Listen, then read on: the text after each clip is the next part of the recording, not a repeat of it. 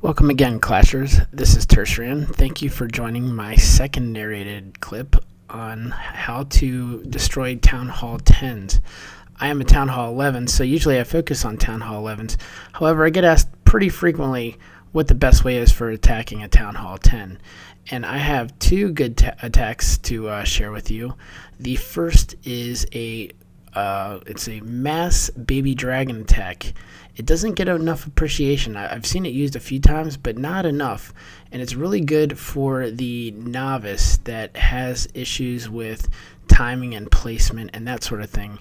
And really, it's a harder attack to mess up than other more intricate ones where timing and placement and all the mechanics of a more complicated attack are at play, whereas this is more of a fire and forget sort of attack, yet it yields really good results.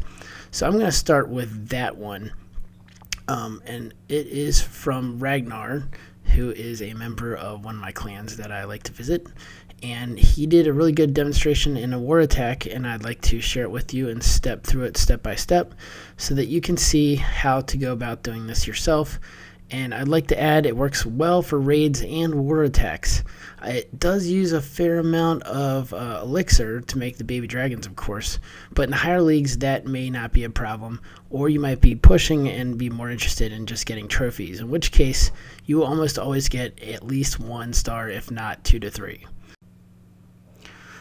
Okay, so here we go. You will see that he drops some archers in places that he's already calculated in advance that will not take damage.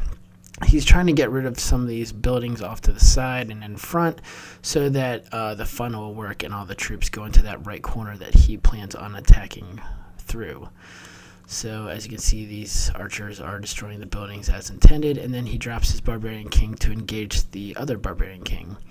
Also, he drops the queen, who starts doing some damage also, just to clear the rest of those buildings before the troops enter that corner. So he pops the barbarian's ability, as you can see, and the queen cleans some more, and then he drops the wall breakers, and now they're into the outer sanctum. As you can see, the queen just took out the air defense. That was the whole point of this kill squad, was to really just take out that air defense to make this air attack easier.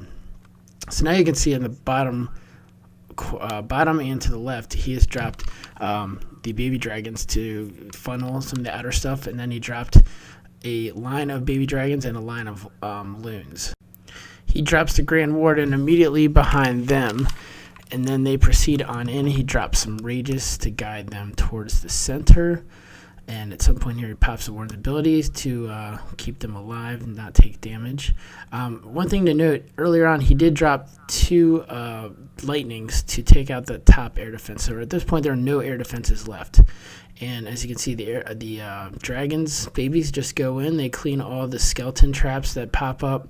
They kill the archer queen. They literally take out everything. And the reason the baby dragons are so key to this attack are because they can attack air and ground targets.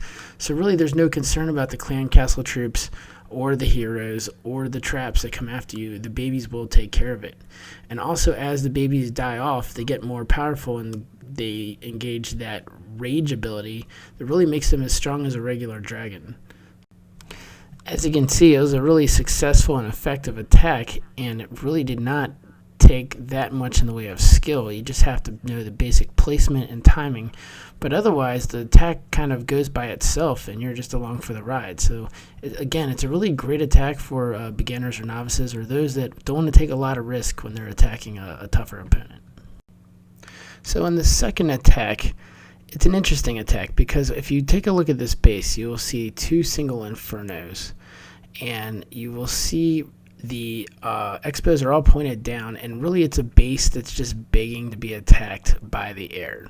Now, interestingly, Barry here did not do that. He decided to go with the ground attack, and he went with the govalk attack instead.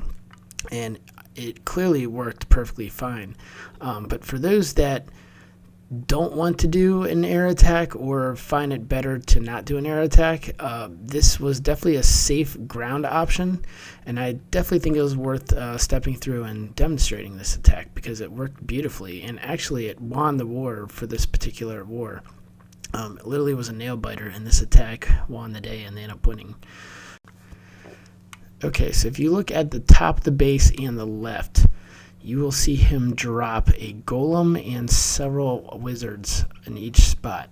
And that will start the funnel process. It'll clear all that outer stuff so that those buildings are out of the way, so that when he drops his main attack in the top left, it'll drive right into the center. So as you can see, he drops the jump, he drops his clan castle troops, and they start making their way for that jump spot. And then here he goes, he drops the Valks and his archer queen, and they're heading right for that center.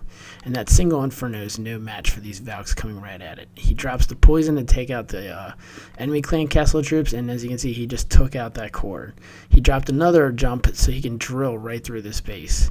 And as you can see, this Valk army is just making short work of these structures and defenses. I mean, it's getting cleared out pretty fast. On the surface, if you look at this, it looks like his army is thinning out. But in fact, these Valks are still walking around, just tearing up buildings. And there's really no stopping them at this point.